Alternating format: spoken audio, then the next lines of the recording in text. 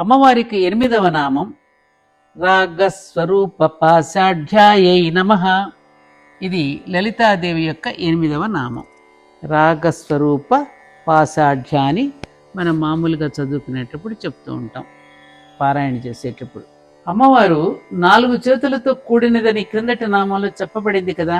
ఆ 4 చేతులలో ఏ ఏ ఆయుధాలు ధరించిందో ఈ నామం నుండి వచ్చే 4 నామాల్లో కూడా మనకి చెప్పబడింది. ప్రస్తుత నామాలు అమ్మవారి యొక్క 2 ఎడమ చేతుల్లో కిందగా ఉన్న ఎడమ చేతిలో ధరించిన ఆయుధం గురించి చెప్పబడుతుంది. ఏమని? భౌతిక బంధానికి పాశం ఎలాంటిదో మానసిక బంధానికి రాగం అటువంటిది.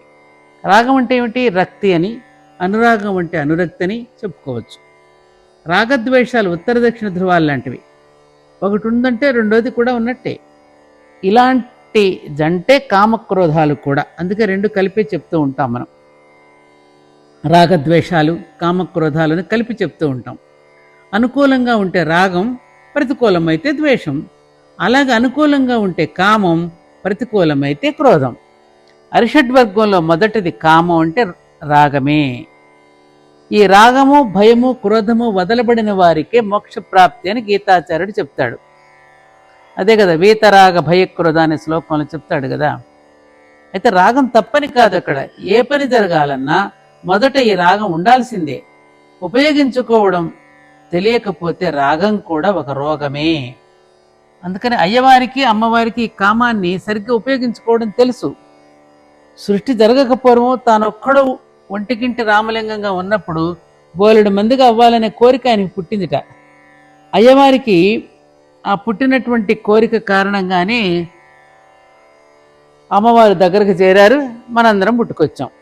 ఆ స్థితిలోని యొక్క పరమేశ్వరుణ్ణి అందుకని మహాకామేశ్వరుడు అంటారు. అలాగే తను మాత్రం ఈ రాగానికి బద్ధం అవ్వకుండా రాగాన్ని అనురాగంగా మార్చి ఈ అనురాగ పాశంతో తన బిడ్డలైన సమస్త జీవుల్ని జగజ్జనని తన చెప్పు చేతుల్లో పెట్టుకుంటుంది. చేతిలో పాశం ఉన్నా అది అనురాగ పాశం కాబట్టి అది అమ్మవారికి అలంకారంగానే భాషిస్తుంది. అందుకని రాగాన్ని అనురాగంగా మారుస్తుంది, క్రోధాన్ని కూడా ప్రేమగా మారుస్తుంది. ఆపేక్ష, ప్రేమ, కరుణ, వాత్సల్యం, మమత వంటి లక్షణాలు లేని రాతి హృదయం గలవారు ఉంటారే, చాలామంది ఉంటారుగా కరడుగట్టిన వాళ్ళు. అలాంటి వాళ్ళు కనుక ఈ అమ్మవారిని నామంతో రాగస్వరూప పాశాఢ్యాయ నమః అని చెప్పిస్తే వారిలో ఈ లక్షణాలన్నీ మళ్ళీ వికసిస్తాయి. అంటే అనురాగం అనేటువంటి పాశముతో ఒప్పుచున్నది అనగా అమ్మవారు చేపట్టిన పాశము ఆ అనురాగ లక్షణాన్ని సూచిస్తుంది అనేది ఈ నామానికి అర్థం అన్నమాట.